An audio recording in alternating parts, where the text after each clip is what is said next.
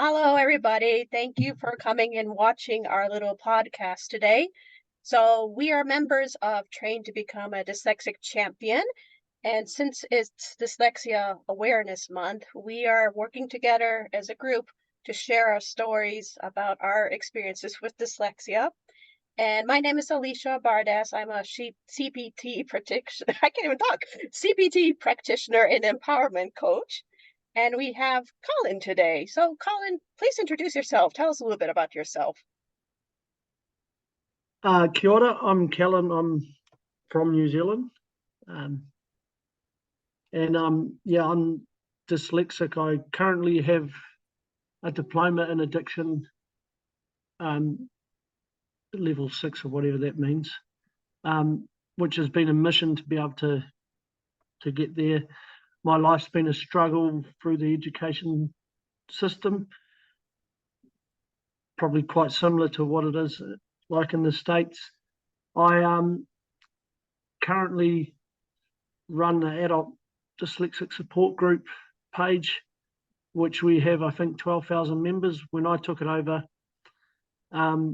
we had 500 members, and I didn't even know how to turn the computer on or my phone or whatever. But following from that Richard Branson thing, if you're given an opportunity, take it and then figure it out. So I've been trying to do that.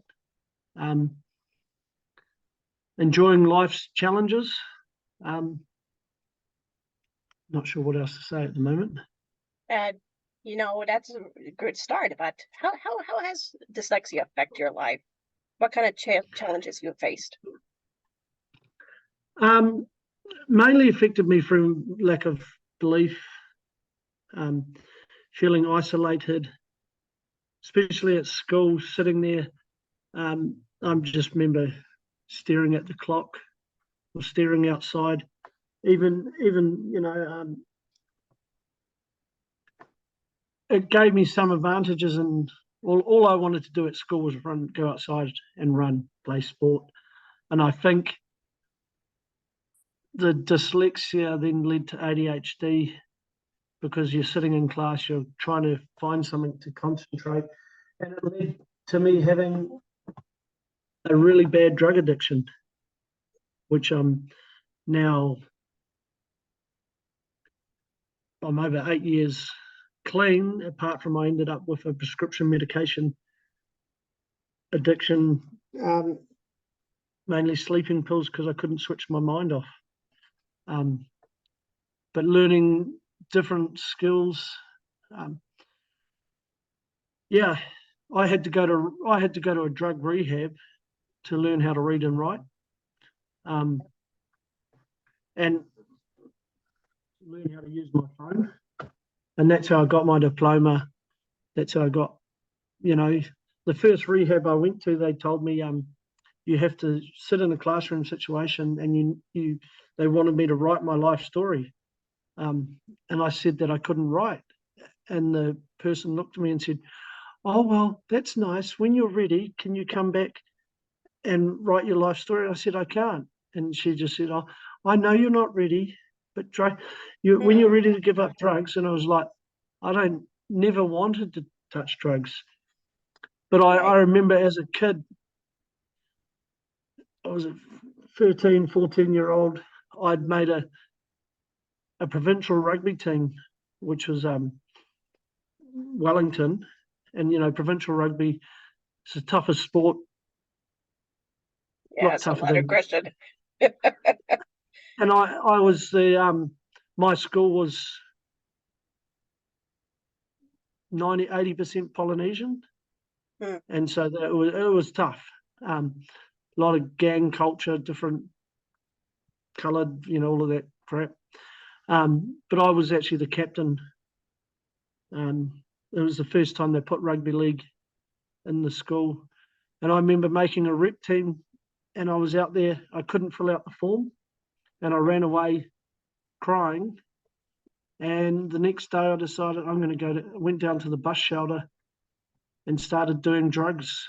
And I thought, well, I feel more accepted as a drug addict than being a dumb dyslexic. Sure.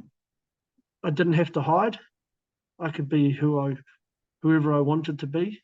And also, there was some other bad luck. I remember I changed schools and teacher was writing words on the board, and I think it was Mount, because I didn't know how to spell mountain or Mount, and he put MT on there, and then I heard these other kids go, "Oh, that's for the new kid. He's really dumb." And it wasn't. They weren't being mean, but that's what kids knew. Sure. And that's also when I come to my I remember the bell rung and we went outside to play, and I just went outside and played rugby. Right. And all I wanted to do was smash everyone. Yeah. And that made me feel better. I think I actually had a fight with 3 triplets that day, but it made me feel better. It made me feel accepted. Yeah. Then I come home and I really just wanted to get a hug from my mum, but my mum was sick and it looked like she was going to die. And I couldn't get the hug from my mum. I only recently got it. Well, I've had a few hug, Sure. but I learned that I went and gave my mum a hug on my 50th birthday. I know I look a lot younger. And life's just been a fight. Yeah. Fight. A lot of things have saved me. I ended up going to kickboxing. And the only reason I was petrified, but people used to say, how did you do kickboxing? How did you walk into the ring? I said, it's less scary than having to write.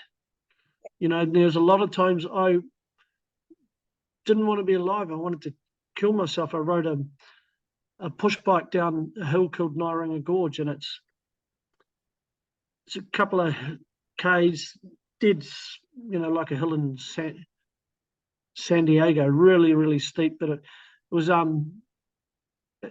80k an hour. Wow. And I remember passing some cars. I had no brakes on the bike, and that was cool. I can accidentally die. Yeah. And another time, I've achieved a lot for other people. I remember trying to get my driver's license, and no one would help me fill out the form. And I was crying, and I said to, or it was AA, the audio. What do you call it? I think you call it AAA. We call it AA, Yeah. not AA, the drug. I mean, the alcohol place. I'll talk about that later.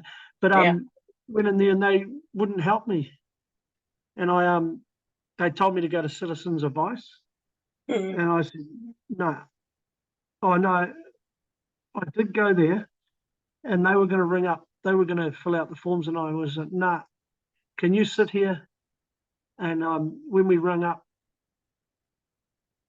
AA or AAA, I was like, right, how can I outsmart you? And I rang up and I was like, hi, before we start this conversation, we're actually recording this for further use.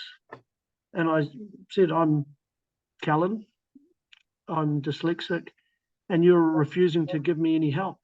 And they're like, I heard this pause, and then another person come to the phone, and then they started, saying, oh yeah, well, that's our company policy.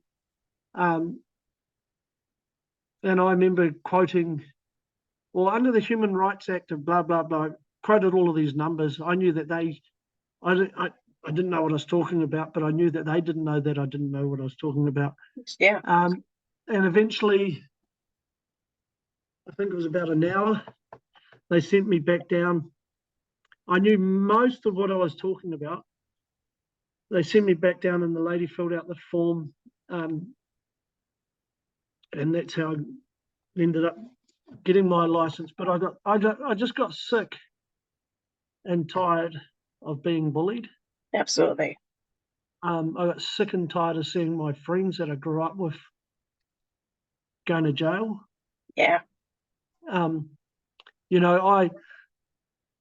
I did a stupid crime when I was 17 or 18. I stole a packet of condoms, Mm. and I completed, or French letters or whatever you call them. I completed the punishment because I did wrong. But part of the punishment I had to write a letter of apology, and I couldn't do it. And I went and saw the police, and I saw the other person, and they again, oh well, bad luck. And it's so embarrassing standing up in a court of law for stealing a bloody. Yeah, it's so embarrassing. But it takes you a lot of strength. I mean, you went through a lot of difficult moments in your life. How do you feel like, how did that develop you as a person? What kind of strengths and how is it helping you now with your dyslexia? My strengths mainly come from I was lucky enough to grow up around a lot of Maori culture, which is an indigenous race, and listening to a lot of the legends and stories, particularly one about Maui. In the legend, he caught the sun and slowed it down, and the basic moral of the story, he tried with this flax, tried with another tree, and each time it failed.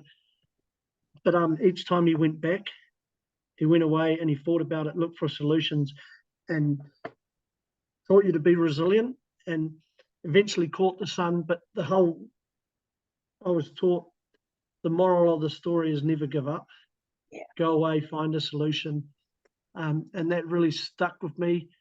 A lot of Māori culture was around,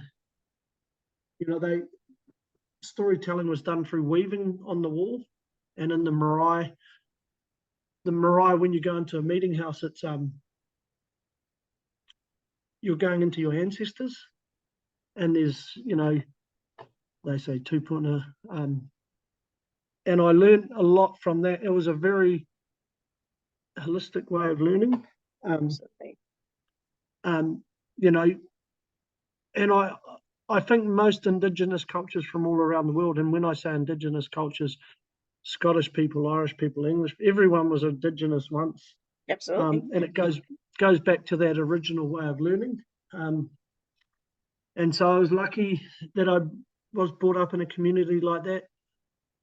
I was lucky that I got to play rugby and learn how to, I had a couple of older brothers. I was lucky I got a few hidings. It taught me to never give up. Yeah. And I was lucky that I liked being a nuisance. But yeah, and seeing other people struggle. My family, we used to have I've got a lot of brothers and sisters, but also when someone moved out, my mum would move someone in, and they would help to look after them. She'd feed them. I even got sent to school with a whole loaf of bread and with sandwiches quite often to make sure that no one went without. My dad was a British Marine, and I always had that thing in my head: never leave anyone behind. Yeah. Which has got me in a lot of trouble because, and just treat people how I want to be treated. Exactly. And I think that's with the dyslexia. I got to the stage where up until the age of 40, I didn't want to be alive. I was only waiting for my mum to die. I believe that we'd die if we haven't designed a system purposely to make people like me struggle. Yeah. If it's accidentally, well, you couldn't design something more purposely to be harder. And a lot of, I had a chip on my shoulder, but a lot of teachers mean well. Very lucky that some of the technology has improved. And yeah, hopefully we find a way. Absolutely. You made a real good point, is that with people with dyslexia like us, we are very empathetic to other people who are struggling, and we want to help other people. And you're right, a lot of the system today in the workplace, in the government, in everyday life is kind of works against us in many ways. And I feel like by doing what we're doing, sharing our story, talking about how we manage it, I think it would be really inspirational for people, many people who have dyslexia. I mean, right now, you told me many stories that you are working with people with addiction and former gangsters who you are finding out have learning disabilities like dyslexia too. I mean, you can tell a little bit more about how you're helping people with addiction. Just want to say first of all, the I just thought about jobs that I've had. I worked at the Port of Wellington. I was loading containers, and they get these containers designed by, someone on a computer thing. And I would say that's not going to work because you had to put so many boxes this way, then that way. And it got to the stage, because if you had to have a perfect container, Yeah, and there's virtually no containers that are perfect. In the end, the boss would come to me and say, "How do you think we should do this?" So I could look at it. It was that problem solving puzzle things. Um, and then if there was something that was Callan come along here, well, they would ask me, when did we last load this product? And it was, they were going through emails and they'd try to figure out stuff. Um, I could put them in the right straight away, yeah, remembering all of these visualizations and all of that. When did he leave? And I'd roughly have it right all the time. Not 100%, but I could put the boss in the right directions. yeah, Um, and, and quite a few different jobs like that. Even now, working at a drug treatment centre, I would have 20 clients, um, and we'd have people with different coloured T-shirts from different gangs, um, different cultures, and I could go and talk to them all. Like a guy that I worked with, you know, when he saw that I couldn't read and write, he he was quite amazed. A lot, and a lot of it is in because I was a white guy. Everyone just presumed that I could read and write. yeah, And then he even come over to me and said, "Oh, sorry, I didn't realise that I had a chip on my shoulder." Um, he's handed his gang patch in, mm, um, and he's now training to be a counsellor. This jersey, yeah. it's not an official New Zealand rugby league jersey, but his son made the under-19s. He gave me this. He gave me his son's tracksuit, Wow. um, and he showed me a picture of my dog, and he said, "Thank you, your dog saved my life." Mm, Um, and he absolutely hated European or Caucasian-looking people, yeah, and now he's a brother. We do a thing called a hongi, which is you touch your foreheads, your noses, um, and you're passing knowledge to each other. yeah, Um, every now and then we have a bit of a joke. He calls me a bloody, "Oh, you're annoying," but there's lots of other people like that. Um, you know, learning to cry. But at work, I could see when people were misbehaving. You can see all sorts of stuff. Explaining. So I worked at a public rehab, and then I also worked at a private one where people were paying 6 or 7 thousand New Zealand dollars a week just to be there. Um, wow. just a Big Mac combo in McDonald's in the States. But no, that was really interesting as well. That taught me. I had a problem thinking, "Oh, you're just rich, you can solve this anyway." But then learning, most of them were disconnected from their family. You know, they had all the money in the world, but their parents had worked the whole time, so they didn't actually have a childhood. They didn't grow up, and it's learning that basis. I don't know if I've got a bit sidetracked, but that's also learning with the dyslexia. I've had to learn skills. Like yesterday, I went to a peer support meeting at a rehab, and I'd always sit with the window to my back. But when I was in the rehab, I would go outside first and put bread on the trees because we'd have a group called Process Group, and that way I could distract myself. And that was a huge, distraction. So yesterday I sat so I could see the trees again. They made me so I couldn't see the trees, sit in a place like that. And I met an amazing person when I went to this rehab who was also dyslexic, who basically talked to me about Ellen DeGenerate, watching, I don't know, she's very intelligent, showed me and got me to watch this Ellen DeGenerate thing where Ellen DeGenerate was talking to Series. Yeah. And I would never watch Ellen DeGenerate or whatever. Right. And I saw her to Series and I was like, oh, maybe I can do that. Because I couldn't do the paperwork at a drug rehab. I ended up got the doctor to write me a letter at the rehab and someone else to write me a letter. And we went to what we call Work and Income New Zealand, which is like the unemployment thing.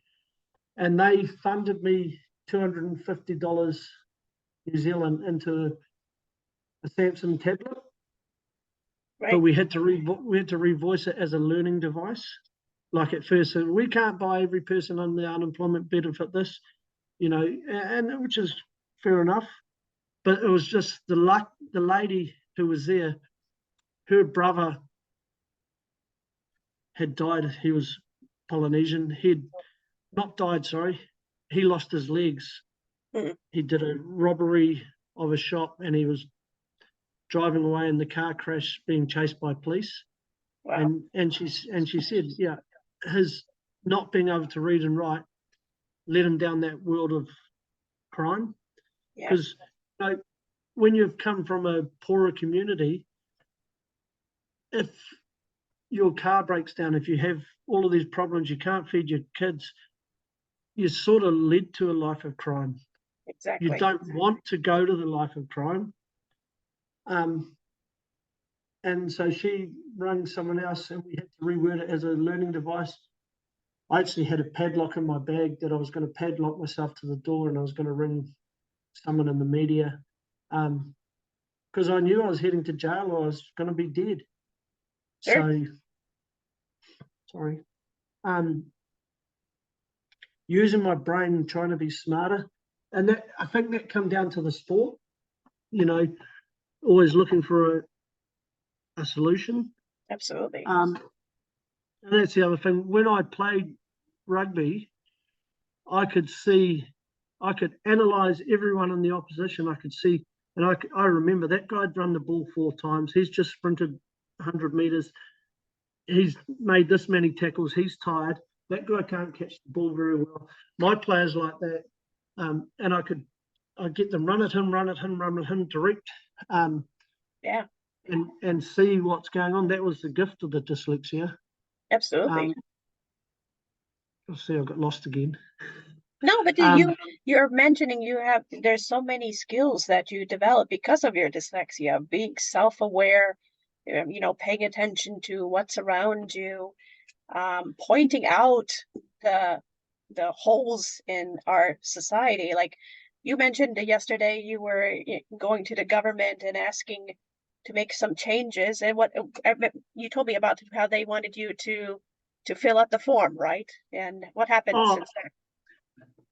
Well, also when I went off and studied at Polytech here, because when I left rehab, everyone basically encouraged me to go and do something.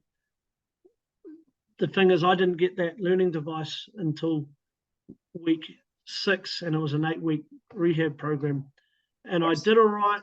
I made 8 months clean, and this was from meth or crack or whatever. And then I went back. I had a relapse. Meth actually calmed me down, because when you look at the chemical makeup of meth, it's similar to Ritalin. So that really, really calmed me down a little bit. But, don't self-medicate, because we won't stop using it. Went back there, managed to complete the whole program with the proper learning device, or the proper thing that worked for me. And that was another hard thing. When I'd speak to, I actually run the Blind Foundation when we were in there, New Zealand Blind Foundation. And let's figure out some of the technology that they have. A lot of the people in the dyslexic thing at the time, a lot of the teachers appeared to be afraid of technology. And I understand a lot of them were like retiring, and they had, this is, 10 years ago, they didn't like technology. They didn't know how to use technology, and they wanted to go the old school. So it became a little bit of a mission. But my therapist lady has a master's degree in criminology and sociology and all of these other ologies, and she did it by using her voice stuff at first. And it was inspirational when she'd be writing on the whiteboard, asking us how to spell words. She gave me hope. Yeah. And I'd never had hope. And yeah, it's when I went to the EIT and I was studying level 1, it took me, I just turned up doing the serenity prayer. God grant me the serenity to accept things.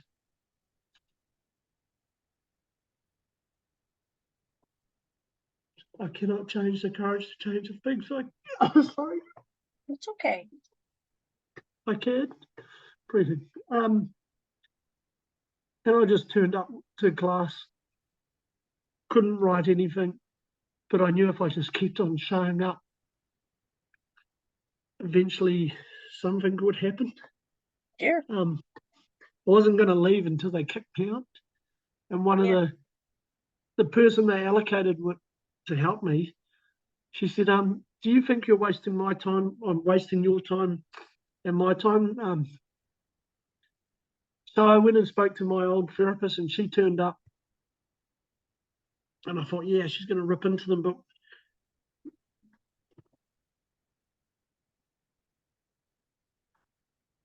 okay. You just breathe. Yeah, she turned up and asked me the questions, and I gave her the answers. And that was the first time in my life I'd passed anything. This is as a 40-year-old that didn't involve sports, didn't involve lifting weights, didn't involve hitting people or being hit.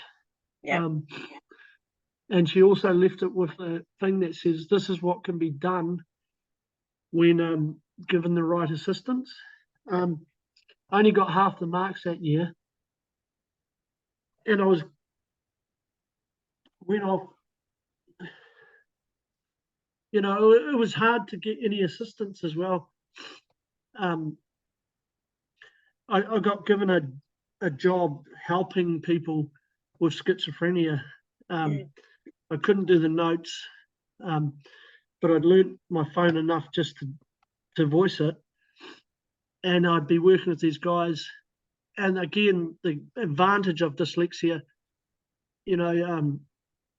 where I live, you can see it's like a huge bay, and they could see the other side. And this guy would go, is that America overseas there?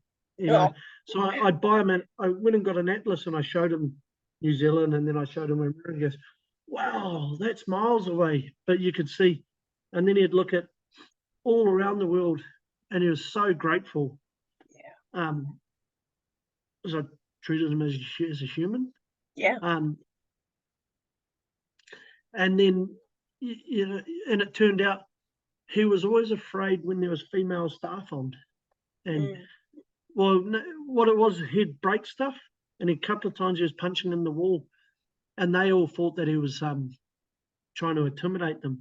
When he spoke to me, he said, when I was in jail and we had female staff, I'd get beaten up by the other man. So he was afraid when female staff, and he'd start acting tough.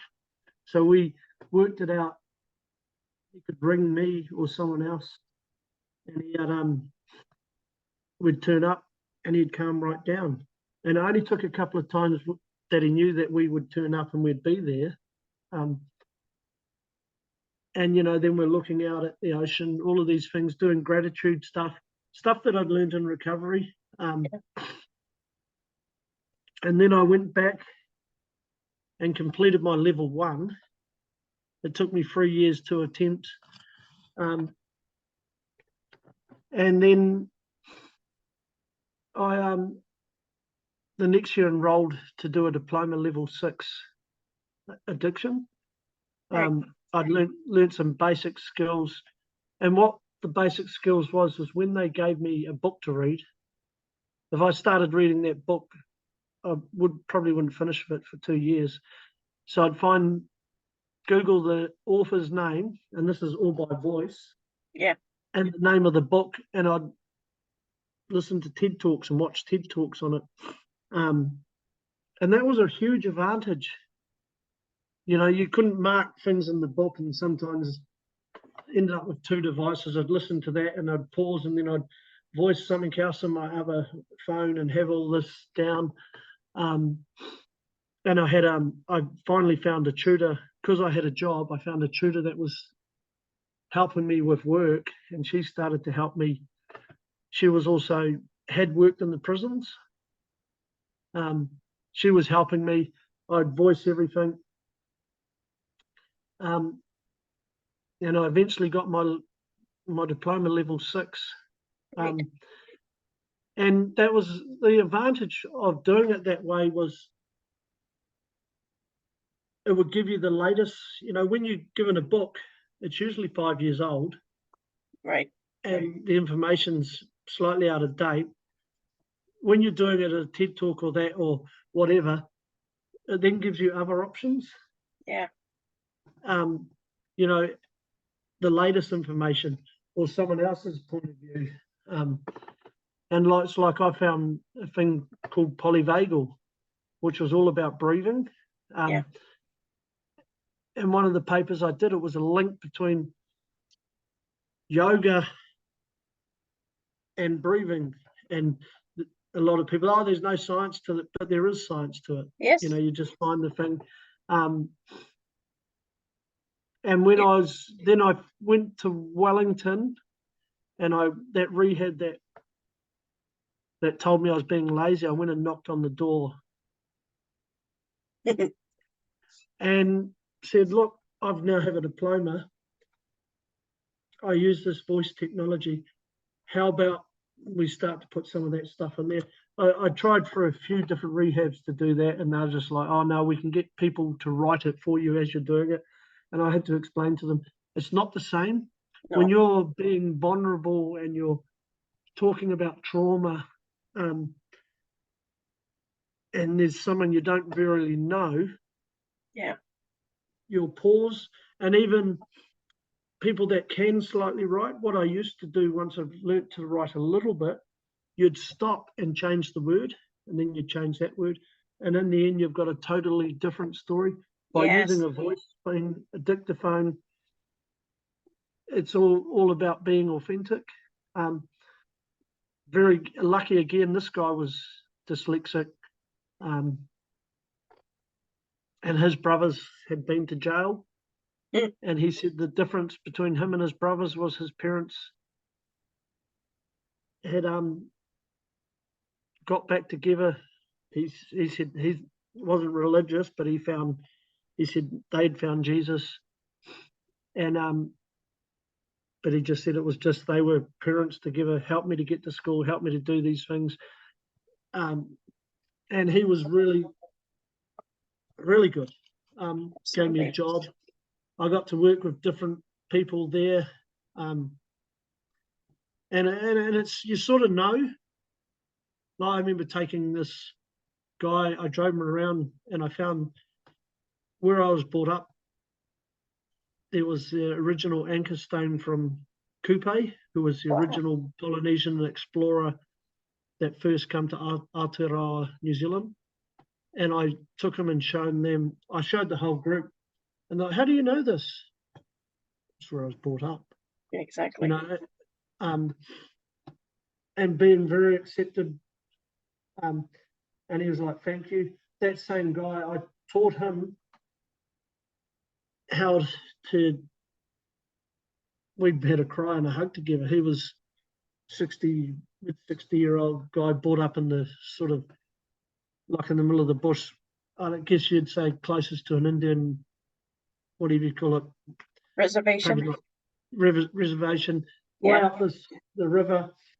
And he voiced a text message back to his son, and he was like, yeah, bro, I've come to the city and I'm a flash fella. Now I know how to use this technology. But it was all cool. He helping someone to do that, and he goes, thank you. I never thought I'd learn how to communicate. Wow. Yeah. And that was when I come back. You know, I was coming back up here on holiday, and then I found out I was basically a dad to a 1.5, 2-year-old. I didn't know that. Again, Ministry of Justice knocked on my door wanting me to do a DNA test, and I wanted to pick a fight with them. I didn't think he was my son. Didn't look like me. Another story, he turned out he is, and he's a lot of my motivation now. Absolutely. But the minute I said to them, I had a card from that says I struggle with reading and writing. It was from literally Aotearoa. And I said, can you read me this document? And he said, no. And Oh my again, gosh. I again then quoted, I said, well, under the Human Rights Act, blah, blah, blah, all of this. And again, I know, you know, half the time I was always taught perception is a lot of the times more important than reality. Sure. And he goes, no. And if you're not there tomorrow to sign it, I said, well, I'll come down tomorrow and I'll bring someone with me.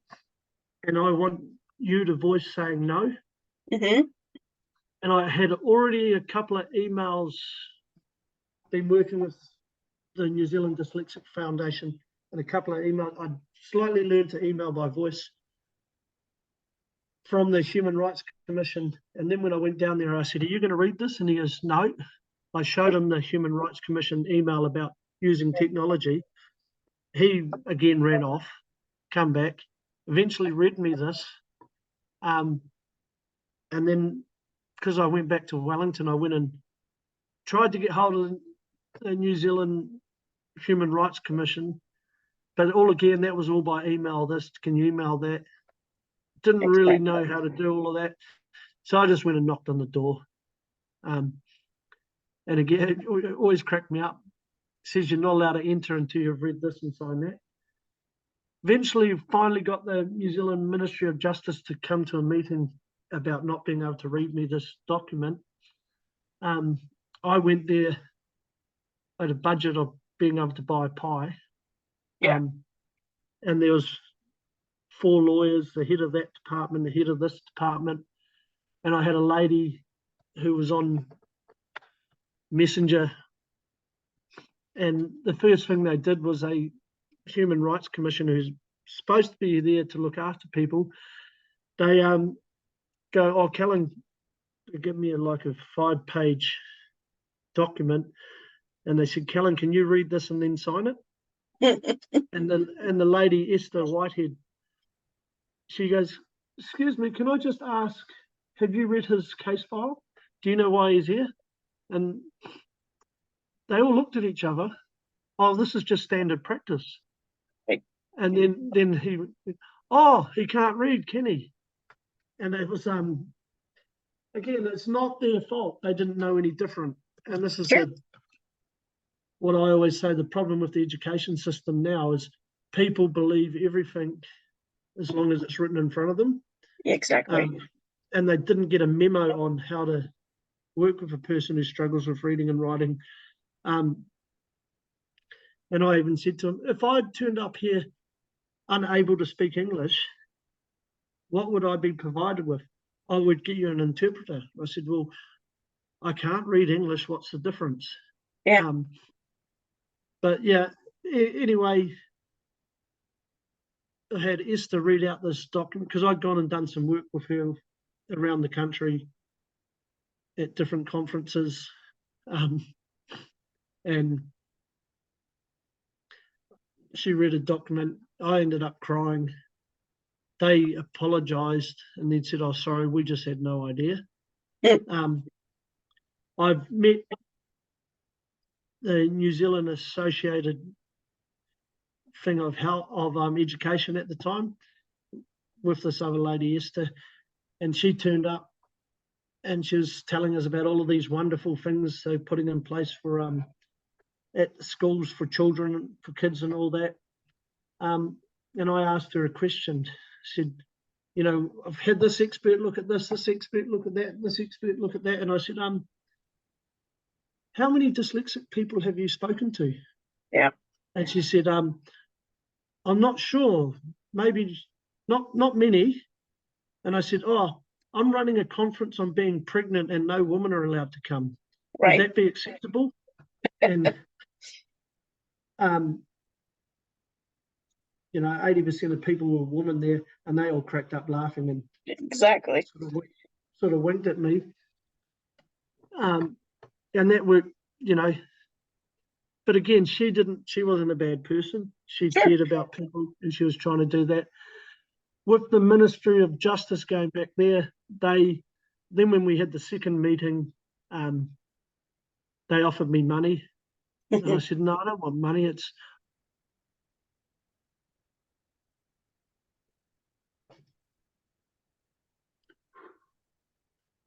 You're doing good. I said it's about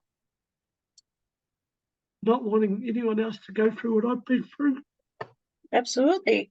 I mean, Callan, your story really shows that how much someone who has a dyslexia go through behind the story that not told, and people who don't have dyslexia don't realize the struggle you go through and how painful it is to be going through this and having to explain yourself constantly, and people saying no to your face, that's really, really disturbing. And, you're telling your story is really powerful because it should open the eyes of everybody and say, how are we allowing this behavior of putting people down because they cannot communicate the way that supposedly the system was supposed to communicate. And I'm really proud of your journey because you made it. You were struggling so much, but you have grown so much, and now you are sharing your story with everybody here. And you were talking about your son, and I remember the story you had about your son, and what you're trying to teach him. What are you trying to teach your son these days? Well, he asked me. I've taken him to kickboxing, and I could see he was afraid. I could see it's like watching a train crash in slow motion and reliving your own life. Absolutely. So I took him to kickboxing to give him some confidence. And my own research, I've seen something where they say dyslexic kids can usually walk before they can crawl, or virtually the same time. And there's a lot of that with the left-right behaviour. Learning martial arts, you're learning how to use your left and right at the same time. And I'd seen a lot of in New Zealand people doing, they call it kapa haka, learning Māori Polynesian dances where you're doing this, like the haka. So again, it's the science is you're learning left and right side. So that's why I took him there. And on the show off, I wanted him to see how good I was. Yeah. But that was that. And then he was starting to get a little bit aggressive. And I know it was people were teasing him at school, so he wanted to hit them. My son is Māori, or Maori, Māori. And so trying to teach him how to breathe and teaching him how to stay calm reminded me of me as well. I remember getting told off and at school, lie on the floor and you just kick the door. For a long time when I grew up, I had to be a naughty kid because I couldn't do my homework. So I would be naughty. I wouldn't brush my teeth. I wouldn't eat my vegetables. I wouldn't clean my room. I wouldn't do anything because I had to hide that I couldn't do my homework. I wanted a hug from my parents. I didn't want to get in trouble. No. It was just, that was the safest way. And then I didn't have to do it, at school. At school, I'd cause fights. I remember egging a teacher. Took some eggs there and I got other people. And that was anything to not be in class. Sure. And, to be naughty. Our education system worldwide teaches people like me to end up growing up a criminal, to be naughty.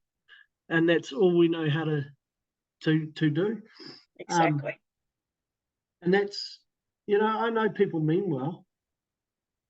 Sure. But that's what it taught me. So, then I've taken Isaac to learn how to swim. New Zealand's surrounded by the ocean.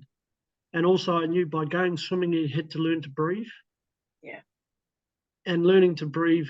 And he hates it sometimes. I'm like, breathe, calm down. He's like, no. Yeah. Love it. Oh my gosh. And I see that's exactly what I've done. It's quite funny when I never wanted to have kids because I didn't want them to grow up with this curse. Yeah. And now I don't know if he is dyslexic or not. Appears to be to me. But it doesn't matter to me. In some ways, I really see the advantage if he is dyslexic. Yeah. Because, I forget the TED talk that I watched, but they talk about, this is when electric cars first come in and the Tesla was the fastest car and everyone was saying, have this car, have that car. And he goes, this is the fastest car, but if we're feeding it petrol, it's not going to work. And our education system is feeding these amazing people with an amazing computer operating system. We're feeding it petrol, we're feeding it whatever. What is it?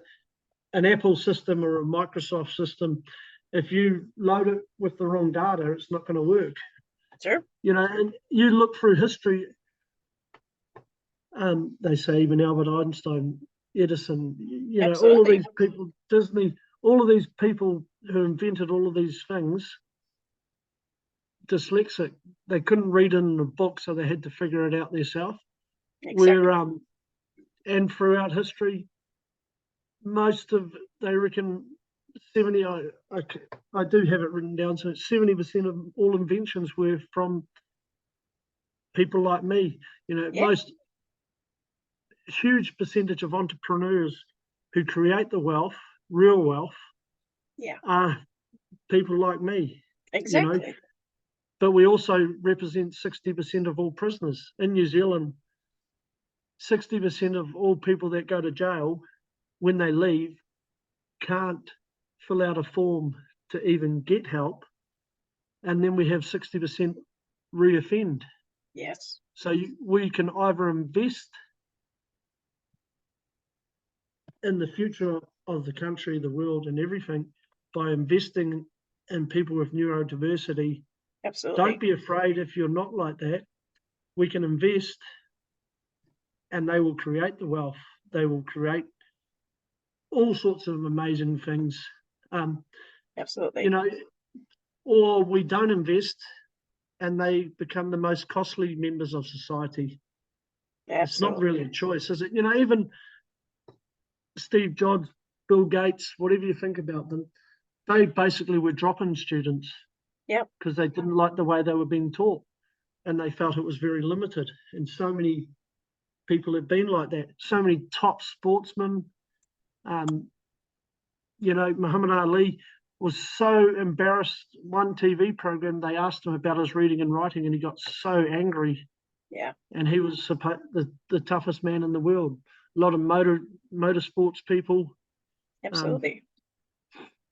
So There's so many, scientists, engineers, mechanics, electricians, surgeons are yeah. dyslexic. Really, there's so many. We are everywhere. But yeah, Oh, like you said, your message is really strong. I mean, we created many things because of our yeah. dyslexia. Really. I know a lot of plumbers that can turn up to a house, plan the job in their head, and do it all, and then they're expected to put it on paper, and they Yeah. don't know how to put it on paper, and they work with other people that have got it all on paper, and then they have these dyslexic people then have to go around fixing the leaks from the Yeah. other ones who is all on paper. I met a guy at one of the conferences that he was a farmer in New Zealand. He'd taken about 3 or 4 different 4-wheel drives apart and he'd rebuilt them and made it together. He sold it to one of the companies, but he was also teaching the New Zealand police force how to drive 4-wheel drives, and he did it for like 20 years. And then all of a sudden he's told, oh, you're not qualified to teach. He wasn't qualified on paper, and it was one of the people that he had taught, but under the health and safety regulations of the, oh, sorry, I get a bit thin. You know, my personal thing is I think that people who are not any neurodiversity are afraid. They're afraid. Absolutely. You know, like one of the things I remember with multicultural as well, if someone had, I think it was this, which is the one where you end up a genius in one thing, Oh, Asperger's right. or whatever. Yeah. And what they used to do in the ancient time was, if you were the top carver, and they would end up being the teacher of the carving or the weaving or whatever, and they'd embrace someone's being different. Whereas I don't like to even say in a Western way, but in an imperial way, we end up, if you're different, we'll put you in that corner. Right. We'll put you in that corner. Let's embrace diversity of whatever. And okay, if they do that better, get them to be the teachers, get them to be Yes. the master of whatever. I'm really pleased at the moment. Our rugby team called the All Blacks, they're not doing very well, but the new coach that's about to start for next year, he's actually dyslexic. He's coached our provincial team, which I don't like, but they've won 7 titles in a row. Wow. And and it's in a fully professional competition. There's some giant guys that are playing, some really tough men. And I know because when I grew up, I knew a lot of people that have ended up All Blacks, ended up different provincial things, and a couple of them I was talking to them, they talked about how people would turn up with this game plan and all of this, how to do that. And Scott Robinson would say, okay, I'm not understanding it. Let's go on the field and show me. Yeah. And that's how he coaches. They've 7 titles in a row. You got 10s based in New Zealand, Australia, Fiji now, and the Pacific Islands. And he's won 7 titles in a row. And he upsets a lot of the official people, because when they win, he does breakdance at the end of it. And, that's not the proper way to behave. Sure. So there is some exciting things moving forward. You're right. There are so many people who can be dyslexic, can be teachers, like you said, be teachers of what they are experts in, because of our limitations, we develop expertise in other areas that we can share with others. We are become the teachers. And you're right, we should not be afraid. Others should not be afraid of this ability, really.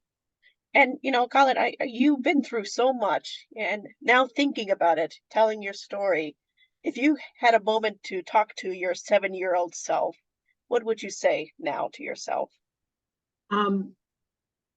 Be resilient. Don't be afraid of your imagination. Your imagination is your greatest gift. Yeah. Don't be limited. Books are important, but don't be limited by books. And I always think, if you read something that says something, try and find something that says the opposite and work out what's in the middle. Whatever that is. Goes back to like AC and DC. They were both right. You're right. And they were both right for different things, but it's finding the right thing for the right place. Yeah. And we're all brought up on the perception of what's happened in our life that creates things. One of the best gifts, I've had to go to rehab, but one of the best things I know is to be wrong is one of the greatest gifts you'll ever have. Because when you're wrong, you've learned something new. Exactly. And that's encourage. Well, I'm trying to do that and encourage my son. My son the other day asked me to teach him to read. Wow. I've taught him how to kickbox. I've taught him how to catch a rugby ball, do all sorts of things like that, going swimming. But teaching him to read, it was like, whoa, that's horrifying. Yeah. But I'll figure a way. But it's also, I make sure that I've had some really good teachers that when I was doing that thing, we would work for 25 minutes, 20 minutes, stop, and I'd go and have a cigarette. I don't smoke now, but it was just, that was my brain's limit. Sure. And then 5 minutes and I'd come back. We'd get back into it. And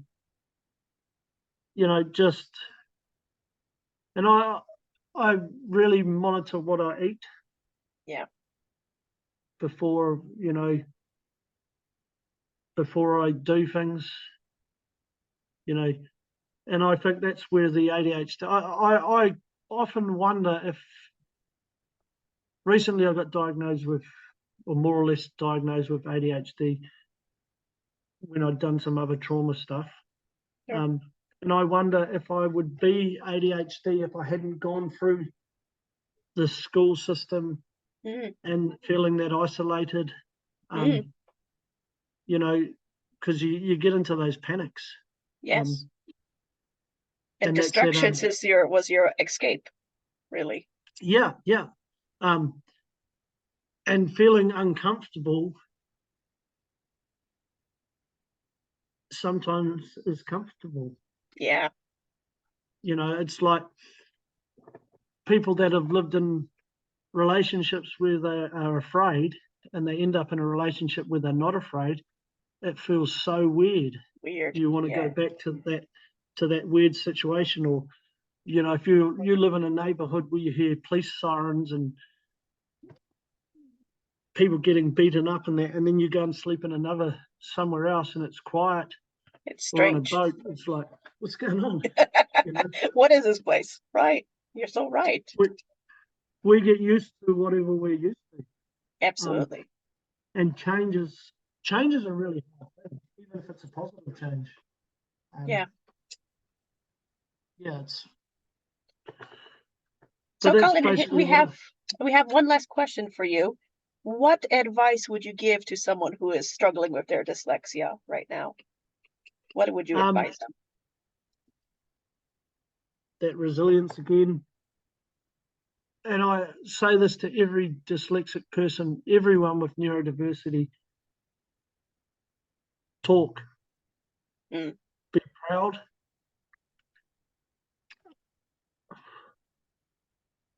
The only way things will change is by talking.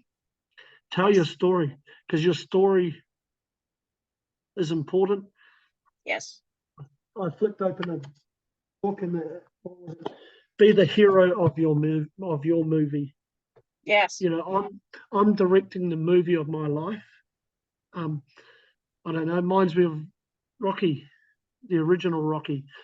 Yeah. You know, he wouldn't let anyone else be the producer of it. But that's, you know, tell your story. Yeah, you're going to fail, but like that original story with Maui catching the sun, go and fail. Don't be afraid to be wrong. Go away, look at solutions, take time out when you need to. Yeah. And never give up. Like only reason I'd done all of this other stuff, helping dyslexic people and turning up and doing that, or because I didn't want to die. Yeah. I didn't want to be alive, but the only thing that could keep me alive was didn't want other people to go through it. Yeah. You know, and I see, you know, I've done some work with homeless people around here, and the amount of times I talk to them and they say, I've shown them how to use my phone. Recently, I lost my job at a private rehab, working night shifts, and it was too much. The paperwork was becoming, and I needed to have some time out. And I went to apply to go on the benefit for like a month just to have some time out. It took me 3 days to get the form filled out. I had to go to the doctor and get the nurse to fill out the form. But there's always a solution. And I was in there crying, and they still felt like they didn't care. What I'd say is people do care, but that's why we have to speak our story. Yes. If you don't speak, you know, people aren't mind readers. Right. So I have to speak my story, and they didn't know. It's like the people in the Ministry of Justice. They were all determined that they'd treated me fairly, and under rules and regulations they had. It wasn't until I was authentic and I shared what had happened that they then realised. I go to Narcotics Anonymous, and the first time I ever went, someone handed me a preamble to read, and I took off. I ended up as a representative for the thing, and again I was sitting in one of those meetings, and someone, oh, if you have any suggestions, can you write it down? And I put my hand up. I said, look, I can't read and write, and I had some stats that showed, you know, half of all drug addicts can't read and write. And he was, oh, sorry, I didn't realise this. They didn't realise because I didn't speak, you didn't speak, whoever didn't speak. So just tell your story. Yeah. You know, no story, nothing changes without the story. Absolutely. Just want to show you one thing. Sure. You're so right. You know, silence is what would not help anybody, but sharing your story will help. Absolutely. Whoops. Wow. You can see it. I won that. Great. Cutting edge, and that was about, I should have shown the poster, but I did the link between dyslexia and addiction, and it was a poster presentation I had another lady really help me. I was given this beautiful Oh, wow. I love as it. well. Great. And that none of them really knew. Yeah, and it was voted for by staff, by everyone. There was 500 people, and they voted that. I got another lady to help me. She did the poster, all of my ideas. As I won that, which was a huge achievement. Absolutely. You know, and this is a silly thing. I get an email every year asking if I'll come back. Mm. And they already know that I struggle with that side of the things. I will go back at some stage. They want me to do a presentation, but they want you to put the presentation in first. I'll Oh, work with someone else, and I'll figure it out. I'll figure out a way to go back and go and do you that. you will do it, really. Yeah, because to me, all of these homeless, if we help people like me, we will help the homeless. We will Absolutely. help people from all different cultures. We'll change the prison numbers. We'll invent new things. We'll be Absolutely. a far better planet. Might be the only thing that can save the world. Yeah, Um, you're totally right. when I was Well, in rehab, I used to joke with other people. The dyslexics will save, because Yoda, that was my higher power originally. Do or do not, there is no try. yeah, And I related Yoda to being dyslexic. He sort of I spoke believe so. backwards, done all of that. And it was that spirituality and all of that. And a couple of my mates would have me on. But now, one of them I actually met last night, who said, there's so many people that go to meetings and they talk. This is Narcotics Anonymous, and they talk and they ask for help doing the reading. Because, Narcotics Anonymous, they want you to write down all of this stuff. And you've led to that, by doing it, by struggling. And a lot of people, I always talk about my dyslexia in a drug meeting, and what's that got to do with it? And now it's taken 10 years, but people are now realizing, Yeah. you know, and that's, I went to this other thing the other day. The last client that I worked at in the private rehab, she sat next to me and gave me a hug, and I couldn't remember who she was. I only worked with her for one night, and then she told me, she goes, thank you. Mm. And she basically told me, and she goes, the way you spoke, she was from a different culture. I related to that.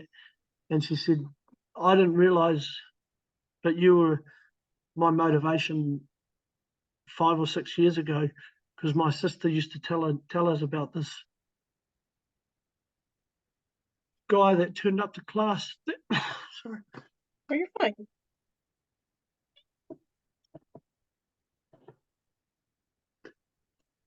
It's okay. That couldn't write, even do his own name.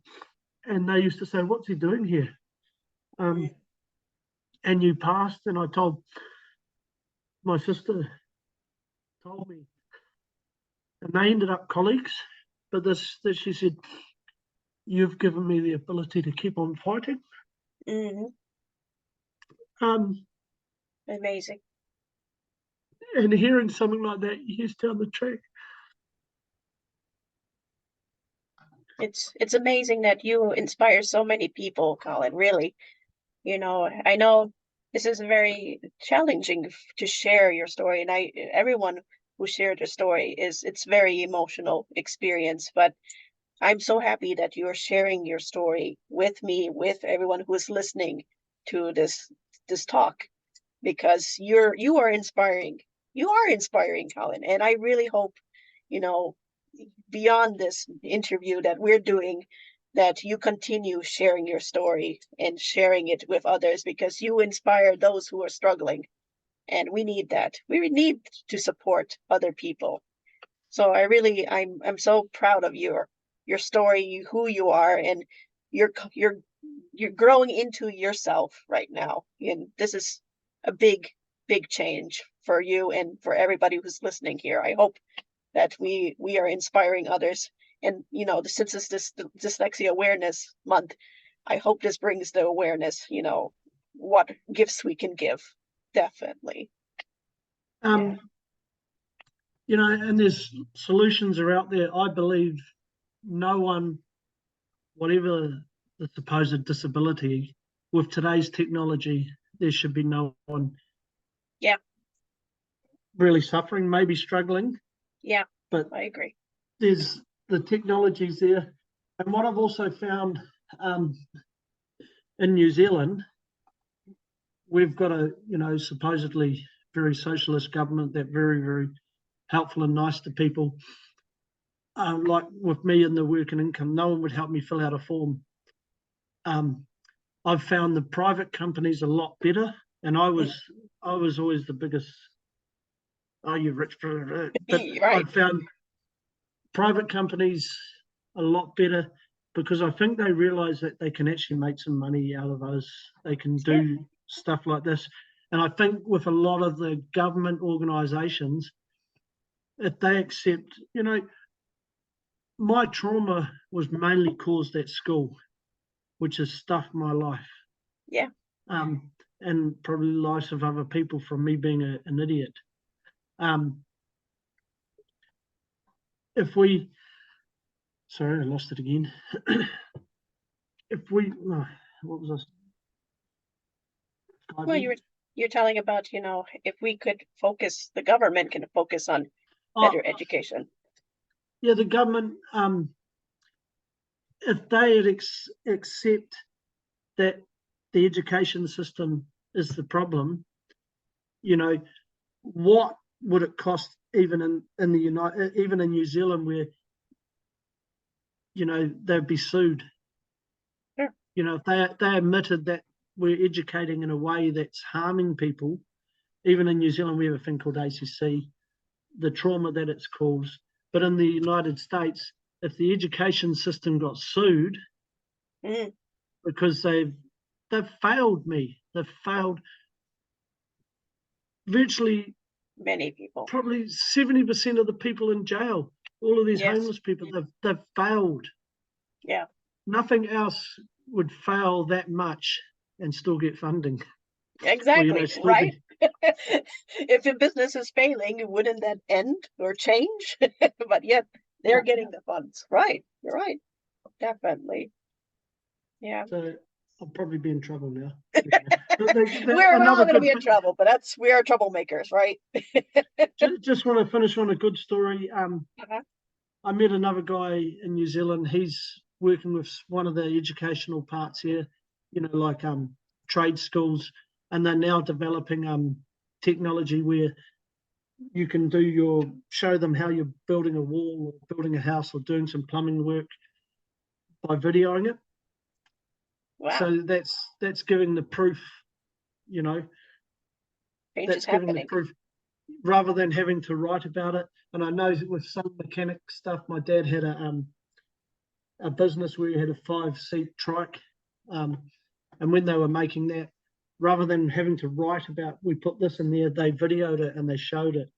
And that's more proof of what's happened than writing a document about it. So exactly. There's the technologies there. Don't be afraid.